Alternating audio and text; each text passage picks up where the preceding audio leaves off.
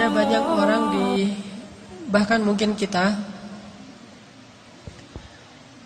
ngerasa bahwa kita itu kurang beruntung dibandingkan orang lain. Ngerasa bahwa kayaknya Allah nggak adil sama kita. Karena kita melihat orang lain mendapatkan banyak nikmat, sedangkan kita enggak. Kita ngerasa kayak orang yang paling dicurangin dalam hidup oleh Allah Subhanahu wa taala. Kita ngerasa kayaknya orang yang paling sengsara di antara semua manusia. Ketika kita membandingkan hidup kita dengan hidup orang lain. Kalau kita pernah ngerasa kayak gitu, gara-gara kita sedang diuji oleh Allah dengan satu masalah, pasti kita berarti belum mengenal Allah Subhanahu wa taala. Ada orang yang diuji mungkin dengan ujian fisik. Dan kadang-kadang itu bukan ujian sebetulnya. Dia aja yang tidak mampu bersyukur atas nikmat fisik yang Allah berikan. Dia ngerasa warna kulitnya adalah ujian. Kayak saya gitu. Alhamdulillah ini mah bukan hitam, eksotis. Ada orang yang ngerasa jenis rambutnya adalah ujian. Ada orang yang ngerasa tinggi badannya adalah ujian. Ada orang yang ngerasa bentuk hidungnya adalah ujian. Ada orang yang ngerasa gemuk dan kurusnya adalah ujian. Ada orang yang bahkan ngerasa nasab keturunan adalah ujian. Sehingga bagi dia menjadi orang yang paling tidak beruntung karena diberikan fisik yang menurut dia tidak ideal.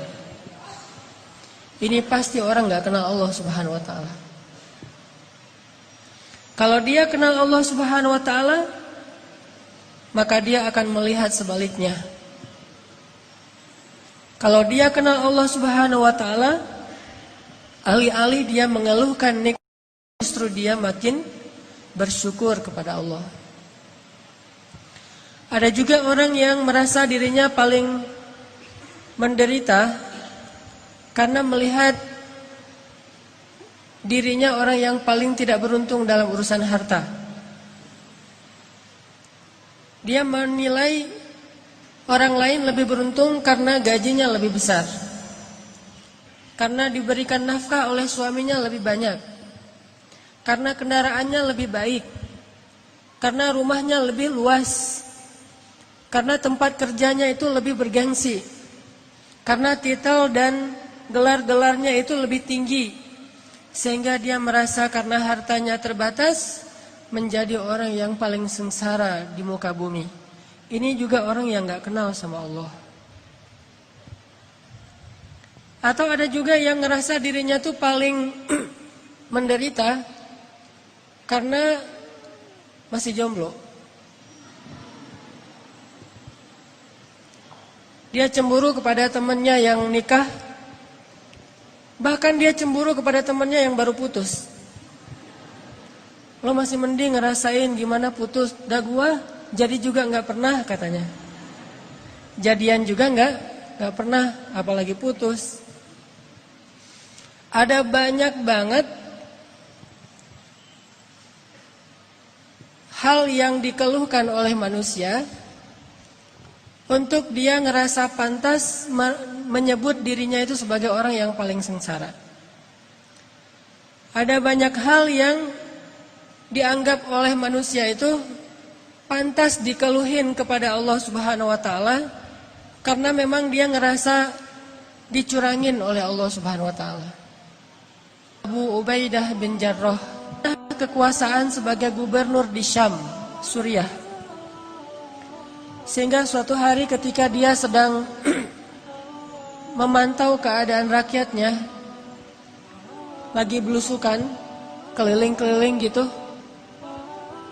Abu Ubaidah pernah melewati suatu hutan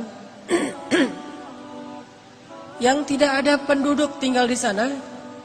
Tiba-tiba Abu Ubaidah bin Jarrah menemukan sebuah gubuk kecil di tengah hutan. Ini lagi lewat nih bersama pasukannya, kayak lagi ada ekspansi gitu. Tiba-tiba ngelihat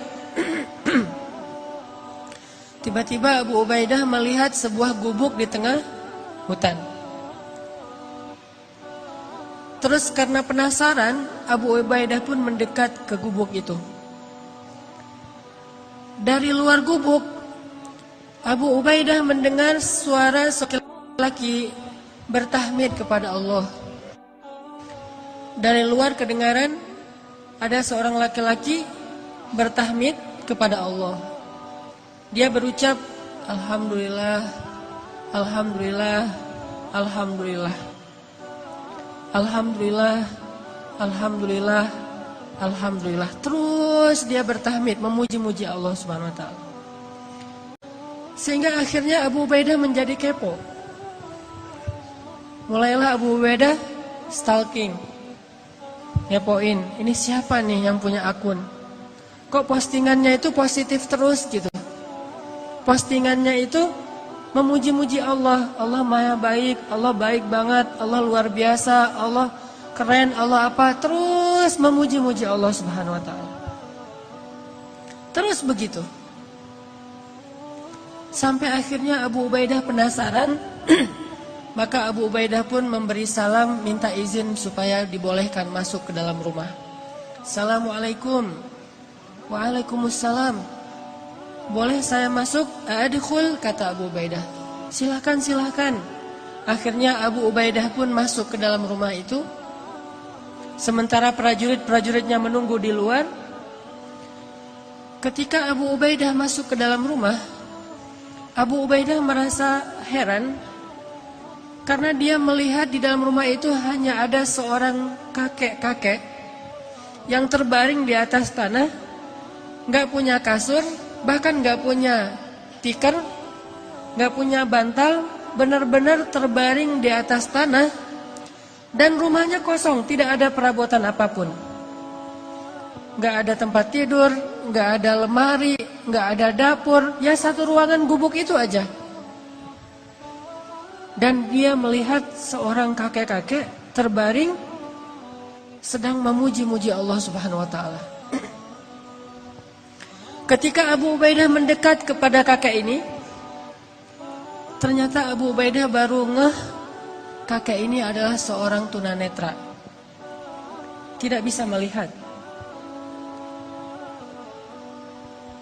Lalu dia melihat kaki kakek ini dalam keadaan lumpuh, tidak bergerak. Usianya sudah sangat tua, matanya buta, tubuhnya lumpuh. Yang bergerak dari tubuhnya cuma bibir saja, sambil berucap, Alhamdulillah, Alhamdulillah, Alhamdulillah.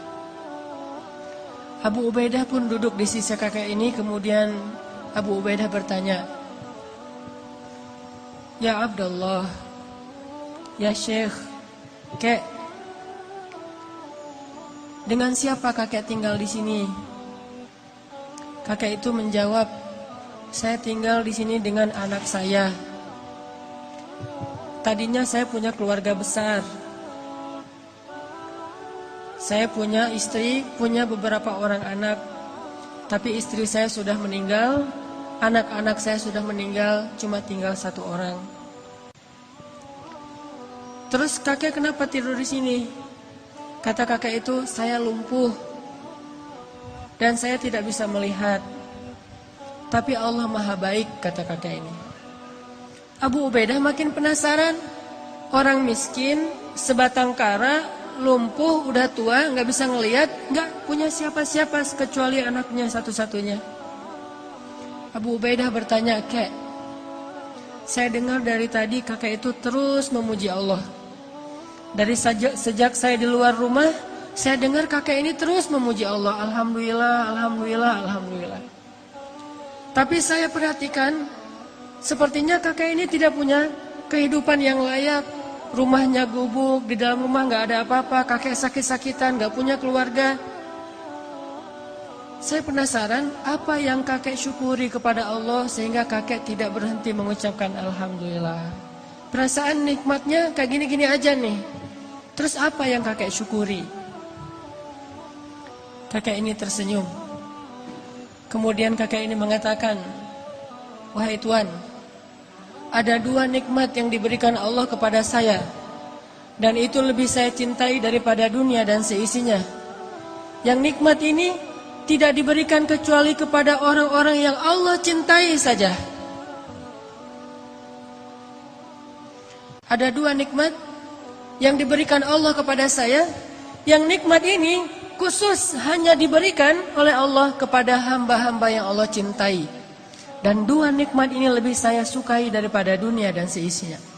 Lebih saya sukai daripada keluarga, lebih saya sukai daripada harta, lebih saya sukai daripada jabatan, lebih saya sukai daripada kesehatan fisik. Karena 2 nikmat ini hanya Allah berikan kepada orang yang Allah cintai. Akhirnya Abu Ubaidah bertanya, ya Syekh, Kek, apa 2 nikmat yang Allah berikan kepada kakek yang tidak diberikan kepada sembarangan orang, hanya diberikan kepada orang-orang yang Allah cintai? Kakek ini menjawab, 2 nikmat itu adalah qalban syakiran wa lisanan dzakiran. 2 nikmat yang diberikan Allah hanya kepada orang yang Allah cintai adalah nikmat hati yang selalu mampu bersyukur dan nikmat lisan yang selalu mampu berzikir. Makanya kakek ini mengatakan, saya mendapatkan 2 nikmat yang Allah tidak berikan kepada siapapun kecuali kepada kekasihnya, yaitu nikmat qalban syakiran. Saya selalu bersyukur, saya selalu merasa bahagia, saya selalu merasa cukup. Walisanan dzakiran, dan lisan saya dibimbing dengan hati yang bersyukur itu untuk selalu berzikir, memuji Allah Subhanahu wa taala. Sedangkan hati yang tidak bersyukur akan membimbing lisannya untuk mengeluh, akan membimbing lisannya untuk mengutuk, akan membimbing lisannya untuk menyalahkan